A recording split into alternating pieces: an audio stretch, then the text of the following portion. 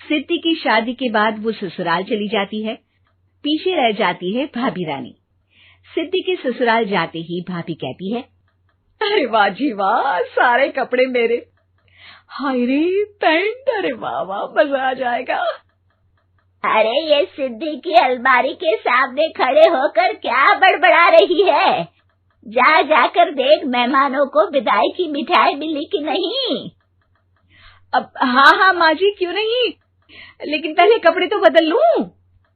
अब रानी आ जाती है सिद्धि के उन कपड़ों में जो वो ससुराल जाने से पहले घर छोड़ जाती है। अरे रानी, कुछ दिन रुक जाती। अरे ये तो सिद्धि बिटिया को मैंने ही दिया था, बड़ा ही फबता था उस पर, तुझ पर तो कुछ खास नहीं लग रहा। अब वो ना मेरे सारे कपड़े गीले थे तो सोचा पहन लूं। वैसे भी सिद्धि को कौन सा दिन पुराने आउटडेटेड कपड़ों को पहनना है। वैसे भी ये सूट तो मैंने तभी पहना था, वैसे खास है भी नहीं ये। हाँ ठीक है, लेकिन ना मेरी सिद्धि पर तो जमता था। सारे मेहमान चले जाते हैं और सिद्धि ससुराल से मायके पहली बार आती है। अपना घर, अपना कमरा, अपनी अलमारी। ये बोलकर जैसे ही सिद्धि अलमारी खोलती है तो सामने उसके कपड़ों की जगह कुछ और ही रखा होता है। माँ, ओ माँ, जरा कमरे में तो आना। सास और रानी वहां पहुंच जाते हैं। रानी ने पहनी होती है सिद्धि की जींस और टी शर्ट। अरे भाभी, ये क्या? ये तो मेरी बड़ी ही महंगी टी शर्ट है, इसे आपने घर में क्यों पहनी है? अरे बहुत मिलती है दीदी ये चौक की मार्केट में, 150 में।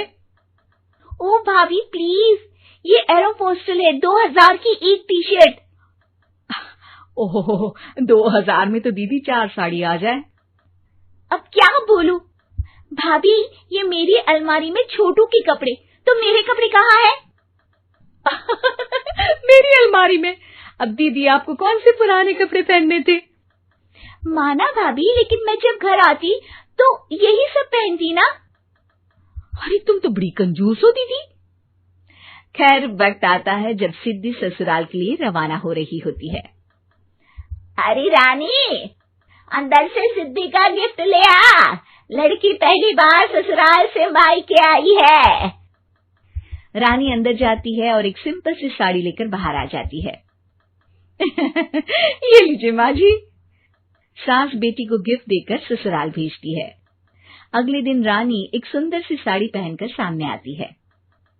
अरे रानी, ये तो वो साड़ी है जो मैंने सिद्धि को देने के लिए दी थी जब वो ससुराल ले जाती, लेकिन ये तूने कैसे पहन ली?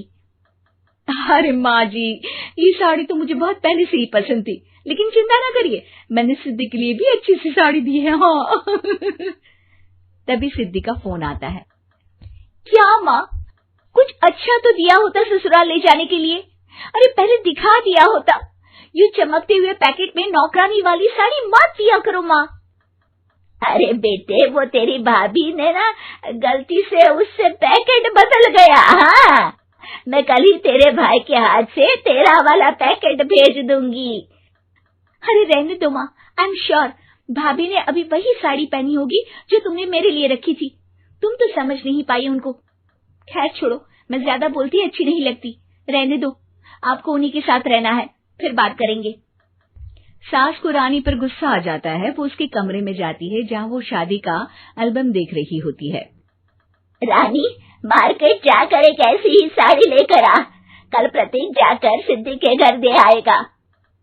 अरे क्यों माँ जी, कितनी साड़ी देनी है दीदी को? यहाँ कोई सेल लगी है क्या?